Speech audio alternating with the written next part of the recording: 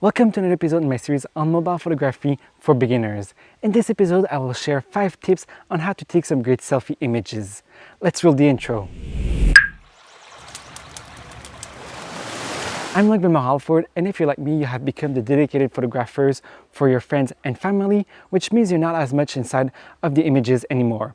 This also means you're going to have to take pictures of yourself, but the pictures don't need to be awkward or unnatural. Most modern smartphones have a fixed focus front-facing lens, so this basically means that if you're trying to take a picture of yourself too close, your face is going to be blurry. In my test, most of the smartphones seem to be calibrated to have a full arm length away to be sure that your face is nice and sharp inside of the image. So all of this to say that my first tip is to hold the phone as far away as possible to be sure that your face is perfectly in focus, or in other words, perfectly sharp inside of the image.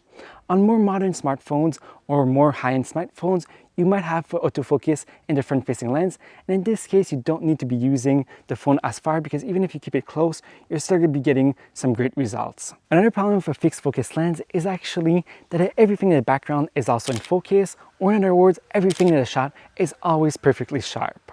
If you look at professional portrait images, there's usually a nice little background blur, and this is known as bokeh. The good news is that most modern smartphones actually have a mode which is known as portrait mode that allows you to add some fake blur in the background to simulate this effect.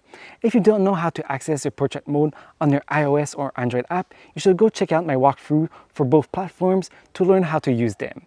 But if you open here on my camera and we access the portrait mode, we're going to see that up to now, nothing is different. But if we go here and we take a shot using the portrait mode, and then we go on the viewing option, we're actually instead processing the shot, and that a background blur is going to appear after the processing. And a little pro tip is that you can actually, most of the time, edit how much blur you have in the background. So if we go here on edit options, then we go inside of adjust and we go on the blur option, we can actually decide if we want to have more blur or if we want to have less blur in the background. So you can really control how much blur you want to have inside of your shot.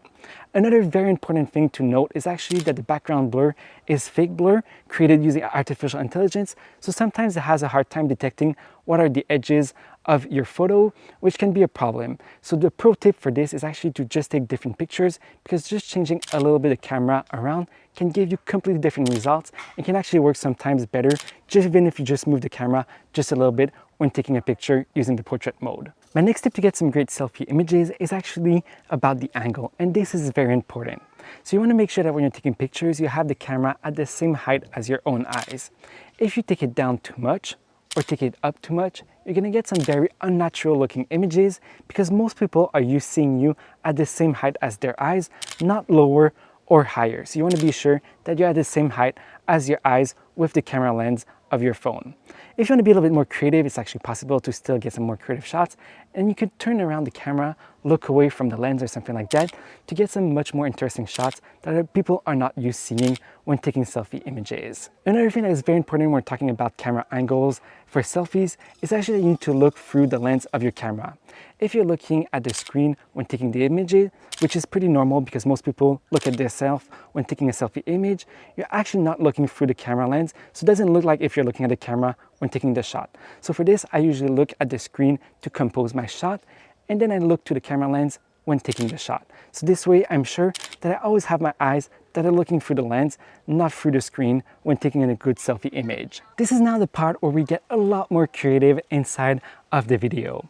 And this is adding a foreground subject inside of your selfie image. If you don't know what is a foreground subject, it's anything that's between your camera lens and your face. For this, a really great foreground subject is any branch, leaves, or things like that that are pretty easy to find wherever you live.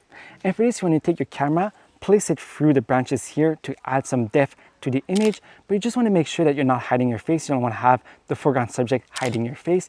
You want to make sure that your face is still perfectly visible inside of the shot.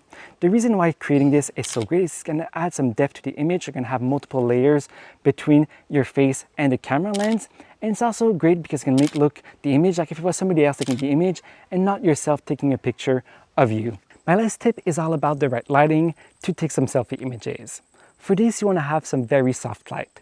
The good news is that it's very easy to get some soft lighting because all you need is a cloudy day outside. The reason is that when the light hits the clouds, it's going to diffuse it and create a very natural and good looking light for your face. Another great time to take some selfie images is at sunrise or sunset because the light is usually softer, but there's also a very nice glow and color inside of the light that's usually more orange or pink or colors like that that can create a very cool look when taking selfie images. If you're like me and right now there's only a sunny day outside, there's actually two things you can do. So the first one is either go underneath shade to get some more balanced lighting, or the other one is to take the picture by having the light in the background right here. Avoid having your face directly under the sun because this can allow to get some more even lighting on your face, and it's also going to add some nice little detail around your shoulders to separate you from the background. I hope you enjoyed this episode on taking selfie images in my series on mobile photography for beginners. If you did, please let me know by hitting the like button below and definitely subscribe for the upcoming episodes. And if you haven't already, go check the previous ones. See you in the next one. Bye bye.